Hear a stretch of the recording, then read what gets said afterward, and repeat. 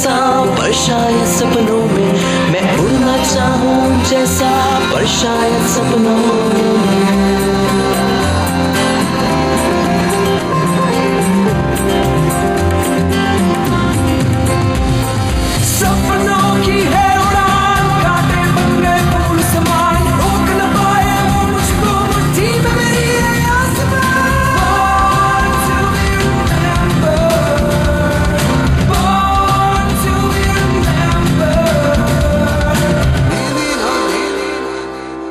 Medicine के व्यापक विकास से पहले समय समय पर बड़ी बड़ी बीमारियां सर उठाती रही थीं, जो विश्व भर में एक विशाल जन समुदाय को प्रभावित करती थीं। धीरे धीरे ये बीमारियां महामारी का रूप बन जाती और बहुत सी जन हानि से विश्व को गुजरना पड़ता था। लेकिन वैज्ञानिक प्रगति और मेडिसिन के विकास ने महामारी की समस्या से लगभग विश्व को बचा दिया और कई बीमारियों को खत्म कर दिया। आज के दिन भी इतिहास में एक बहुत बड़ी बीमारी का अंत हुआ। ये है बॉर्न टू बी रिमेम्बर्ड और मैं बबीता बात कर रही हूँ विश्व स्वास्थ्य संगठन को चेचक को लेके मिली सफलता के बारे में। विश्व स्वास्थ्य संगठन के रोग नियंत्रण और रोकथाम विभाग ने आज चेचक के उन्मूलन को लेके शानदार सफलता पाई। इसीलिए आज के दिन को चेचक उन्मूलन सालगिरह के रूप में मनाया जाता है। Well, smallpox was the most feared disease at the time they decided to undertake eradication, and had been right through history. It had been the most feared disease. So there's a lot of interest in the part of a lot of countries in eradicating smallpox. The smallpox is a special situation because it is a virus. It can only spread from person to person to person. So in order to survive, it has to keep infecting people. And if at some point it fails to infect somebody, it stops.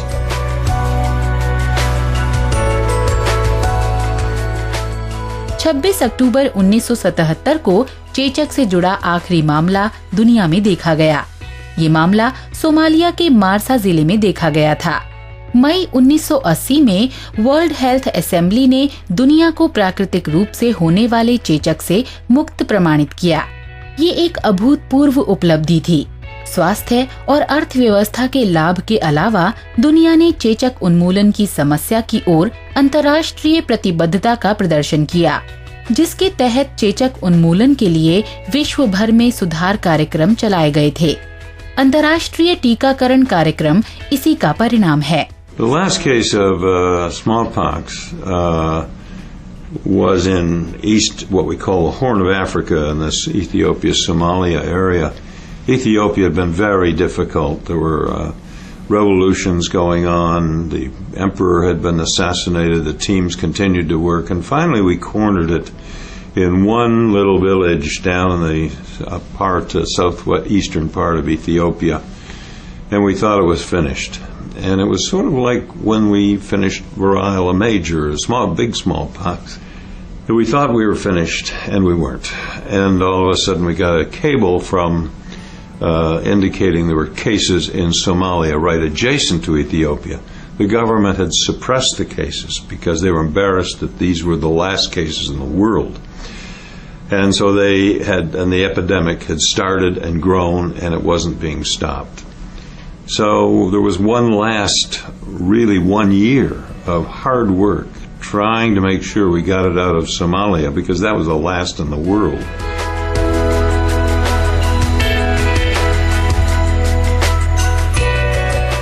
चेचक उन्मूलन की 20वीं वर्षगांठ पर MMWR द्वारा एक report जारी की गई, जिसमें चेचक को लेकर किए गए काम पर संतोष व्यक्त किया गया।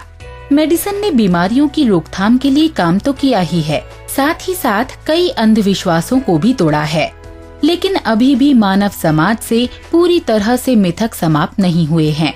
इसीलिए मेडिसिन की बीमारियों से ये लड़ाई अभी बहुत लंबी है।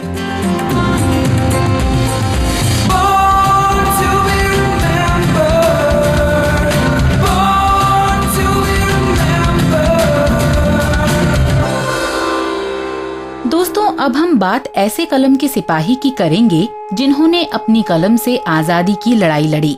उनके तेवर क्रांतिकारी थे और विचारों से वो बेबाक थे, जिन्हें उन्होंने अपने समाचार पत्र में लोगों के सामने रखा।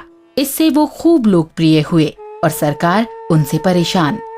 लेकिन तमाम सरकारी सजाएं भी उन्हें अपनी जगह से हिला नहीं पाई। उनका नाम है गणेश शंकर विद्यार्थी। गणेश शंकर विद्यार्थी का जन्म आज ही के दिन 1890 को इलाहाबाद में हुआ।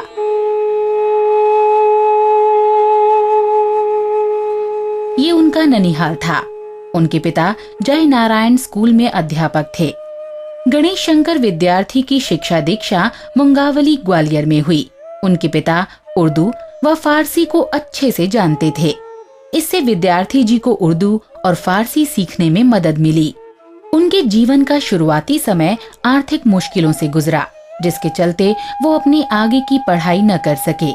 लेकिन जिनके अंदर लगन होती है, उन्हें मुश्किलें कहाँ रोक पाती हैं। मेहनत और लगन से विद्यार्थी जी ने अपनी पढ़ाई जारी रखी।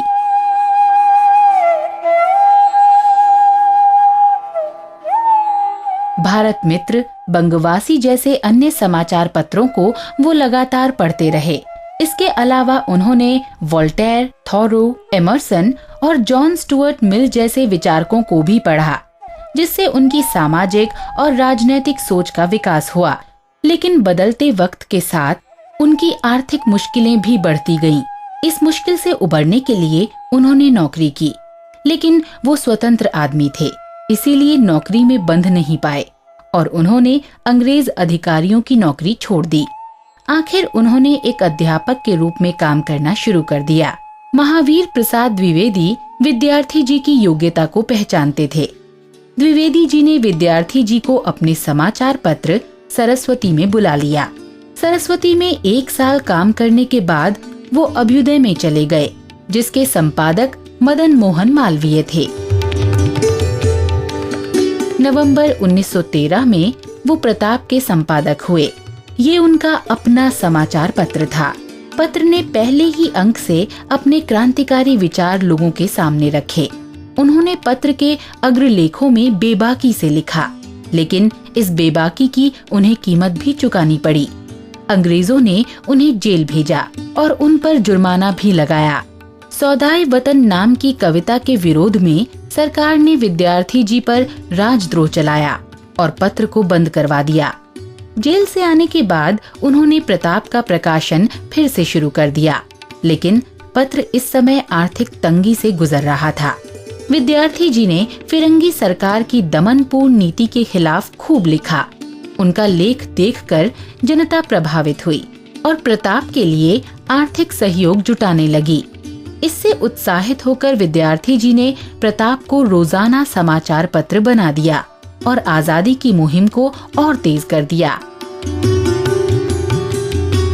उनकी कलम को रोकने के लिए सरकार ने उन्हें 23 जुलाई 1921 को जेल में बंद कर दिया।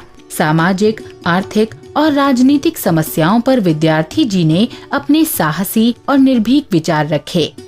विद्यार्थी जी ने अंग्रेजों के अलावा देसी रियासतों के खिलाफ भी लिखा। उन्होंने देसी रियासतों द्वारा प्रजा पर किए गए अत्याचारों का विरोध किया। अपनी पत्रकारिता के बल पर वो लोगों के बीच जगह बनाने में कामयाब रहे। पत्रकारिता के साथ साथ विद्यार्थी जी साहित्य लेखन के लिए भी प्रेरित हुए। उनकी रचनाएं सरस्वती, कर्मयोगी और स्वराज्य हितवार्ता में प्रकाशित हुईं। इसी तरह शेख चिल्ली की कहानियां उन्होंने लिखी, जो आज भी बहुत लोकप्रिय हैं। विद्यार्थी जी लोकमान्य बाल गंगाधर तिलक के विचारों से प्रेरित थे और उन्हीं की राह पर चलते हुए उन्होंने आजादी की लड़ाई लड़ी और इसी तरह वो महात्मा गांधी से भी प्रभावित थे। विद्यार्थी जी ने ही सरदार भगत सिंह को प्रताप से जोड़ा था। विद्यार्थी जी ने क्रांतिकारियों के कार्यों को लगातार प्रकाशित किया। पंडित राम प्रसाद बिस्मिल की आत्मकथा को उन्होंने प्रताप में प्रकाशित किया। वो बहुत ही सरल भाषा में लिखते थे, जिससे उनकी बात आम जन तक पहुंच पाए। उनके निबंधों में हास्य होने के साथ साथ बहुत गहराई भी थी। उनकी मृत्यु 25 मार्च सन 1931 कानपुर में हिंदू मुस्लिम दंगों में निस्सहायों को बचाते हुए हुई।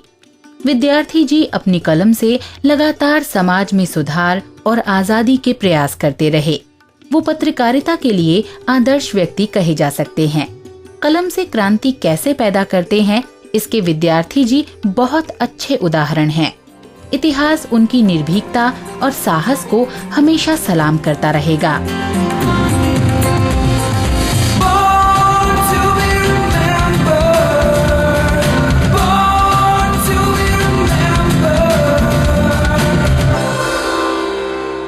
दोस्तों, सलाम की हकदार हमारी अगली पर्सनैलिटी भी है। उनके बारे में जितना जानो वो उतनी ही प्रेरक बन जाती हैं। आजाद और साहसी जीवन बिताने के चलते वो आज भी दुनिया भर में प्रसिद्ध हैं। वो अटलांटिक पार करने वाली पहली महिला पायलट हैं। उन्हें वेस्ट विद द नाइट के लिए आज भी याद किया जाता है। उनका नाम है बेरिल मार्खम। उनका जन्म 26 अक्टूबर 1902 में हुआ था, लेकिन जब वो 4 साल की थीं, तब उनकी फैमिली केन्या शिफ्ट हो गई, जो उस समय ब्रिटिश ईस्ट अफ्रीका के नाम से जाना जाता था। उनकी माँ को वहाँ रहना पसंद नहीं आया और वो इंग्लैंड वापस आ गई। ऐसे में बेरिल अपने पिता के साथ ही रही और अपना बचपन एडवेंचर में बिताया। अपने फैमिली फार्म में उन्हें घोड़ों से बहुत लगाव हुआ। ये लगाव उन्हें घुड़सवारी तक ले आया। बड़े होने पर वो केन्या की पहली लाइसेंस प्राप्त स्त्री घुड़सवार बन गईं। अगर हम उनके निजी जीवन की बात करें तो उन्होंने 3 शादियां की। मार्खम सरनेम उन्होंने अपने दूसरे पति के नाम से लिया। बेरिल ने अपना पूरा जीवन आजाद ख्यालों में बिताया। उन्होंने अपने ख्यालों को वास्तविकता में भी उड़ान दी और जहाज उड़ाना सीखा। British pilot Tom Campbell black से बेरिल लंबे समय तक अपने प्रेम संबंध में रही। टॉम कैम्बल ब्लैक की कंपनी के 7 एयरक्राफ्ट थे। बेरिल ने भी पायलट के तौर पर ये कंपनी ज्वाइन कर ली।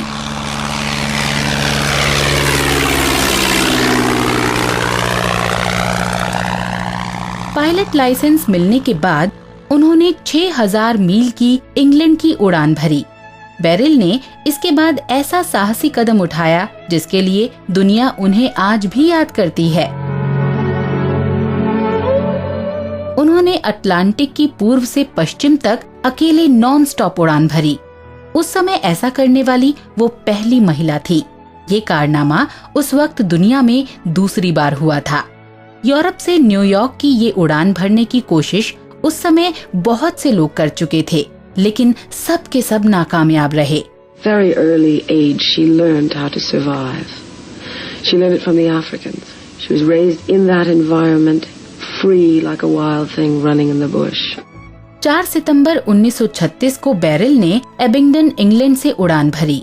20 घंटे की उड़ान के बाद उनके प्लेन में कुछ तकनीकी खराबी आ गई, जिसके कारण उन्होंने Cape Breton Island, Nova Scotia, Canada में क्रैश लैंडिंग की।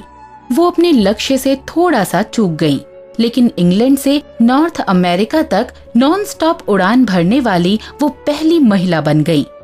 इसी कामयाबी पर उन्होंने वेस्ट विद द नाइट लिखी। बेरिल की ये किताब 1942 में पब्लिश हुई। इस किताब को क्रिटिक्स से काफी अच्छा रिस्पांस मिला। शुरू में किताब ज्यादा खास नहीं चली, लेकिन बाद के दशकों में किताब की हजारों प्रतियां बिकी और बेरिल ने अचानक से राइटर के तौर पर कमर्शियल सफलता पाई। On a long flight, distance and time are the same.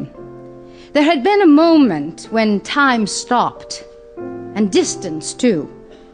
It was the moment I lifted the blue and silver gull from the aerodrome. The moment the photographers aimed their cameras, the moment I felt the craft refuse its burden and strain toward the earth in sullen rebellion, only to listen at last to the persuasion of stick and elevators, the dogmatic argument of blueprints that said she had to fly because the figures proved it. So, she had flown. United states में काफी साल रहने के बाद beryl 1952 में वापस Kenya आ गई, जहां वो हॉर्स ट्रेनिंग करने लगी। अगले 30 सालों तक उन्होंने ये कार्य सफलता से किया। अपनी 80 साल की उम्र तक भी वो हॉर्स रेसेस जीतती रहीं। उन्हें सफलता तो मिली, लेकिन अपनी निजी जिंदगी में वो कभी भी सुकून नहीं पा सकी। वो खुद भी यही कहती थी, you will always be successful but you will never be happy.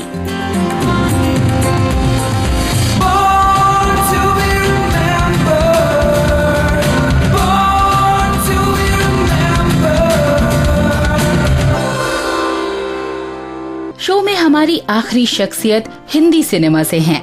वो 90 के दशक में बॉलीवुड की धड़कन कही जाती थी। अपने दौर के सभी बड़े हीरोज के साथ उन्होंने काम किया और कई हिट फिल्में की। वो बहुत वर्सेटाइल मानी जाती हैं। उन्होंने रोमांटिक, थ्रिलर, कॉमेडी और एक्शन सभी फिल्मों में काम किया, चाहे वो दिलवाले हो, मोहरा हो, सत्ता हो या फिर दमन। जी, हम बात कर रहे हैं रवीना टंडन की, जिनका आज जन्मदिन है। पत्थर के फूल से बॉलीवुड में कदम रखने वाली रवीना को 90 के दशक में खूब सफलता मिली। खिलाड़ियों का खिलाड़ी, जिद्दी, दिलवाले जैसी फिल्में उसी का उदाहरण हैं।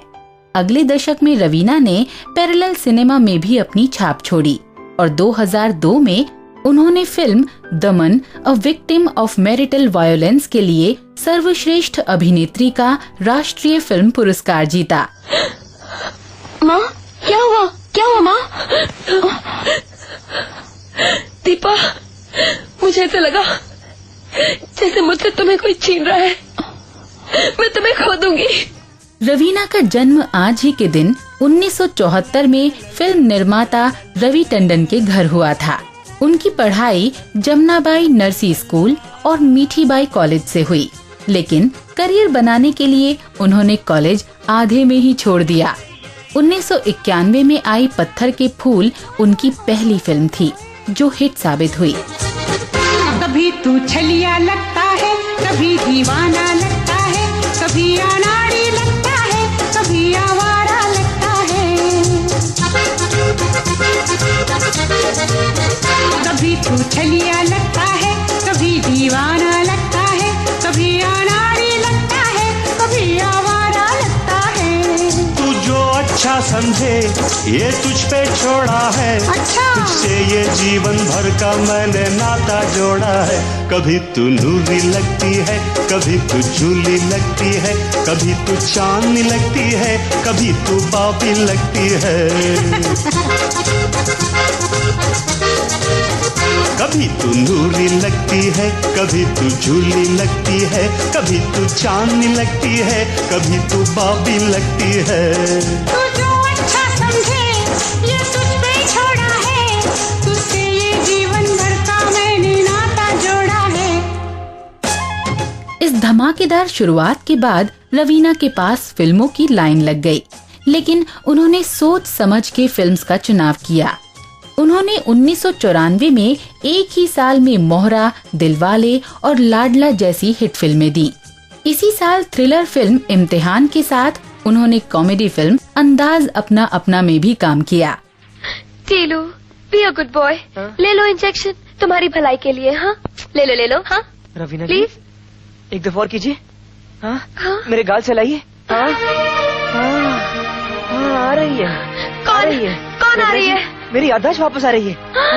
याददाश्त? एक दफा और चलाइए। हाँ, हाँ, हाँ, हाँ, हाँ, हाँ, हाँ, हाँ, आ गई। रवीना जी, मेरी याददाश्त वापस आ गई। हे भगवान, तेरा लाख लाख शुक्र है। रवीना जी, आपका लाख लाख शुक्र है। Hello hello hello hello hello जी सनम, हम आ गए आज फिर दिल लेके। हेलो जी सनम, हम आ गए आज फिर दिल लेके। अब इतना भी गुस्सा करो नहीं जानी, ये खोया खोया मौसम पवन दीवानी। अब इतना भी गुस्सा करो नहीं जानी, ये खोया खोया मौसम पवन दीवानी। हो कहीं उड़ा ले न यारा तुझे, दिलदारा तुझे। चलो जी मैं गुस्सा ना और करूंगी, तेरी शिकायत मैं और करूंगी।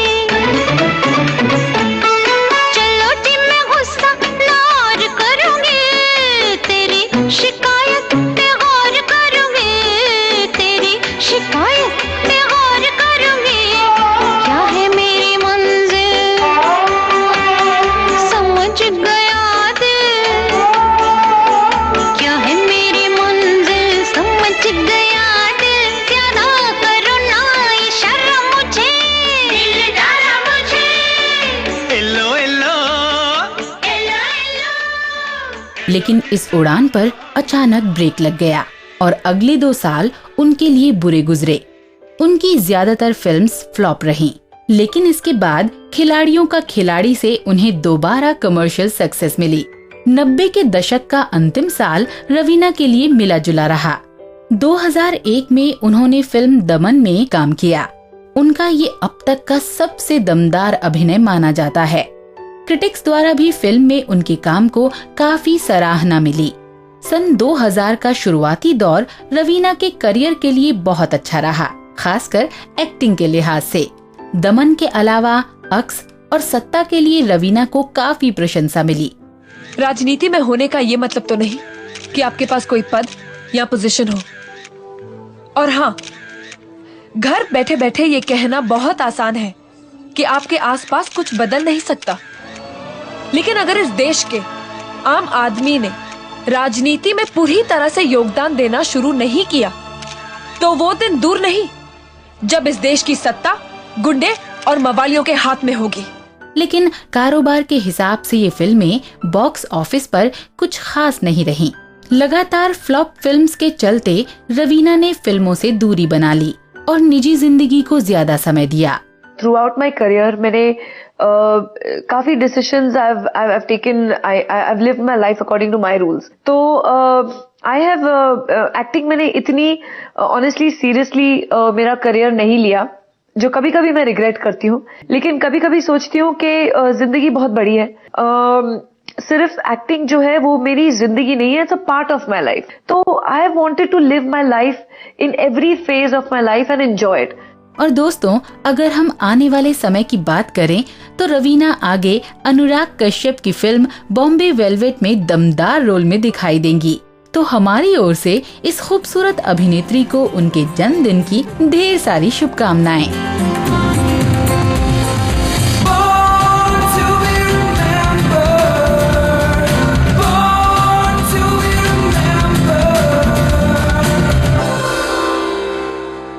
आशा करते हैं दोस्तों आज का हमारा ये एपिसोड भी आपको बहुत पसंद आया होगा।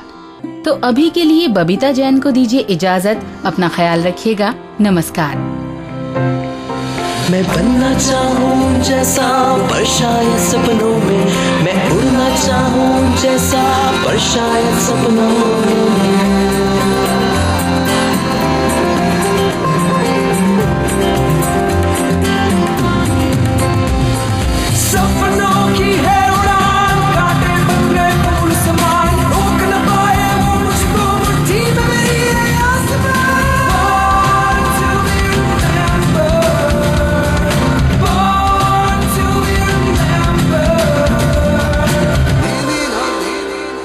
इस कार्यक्रम के कार्यकारी निर्माता जैनेंद्र सिंह,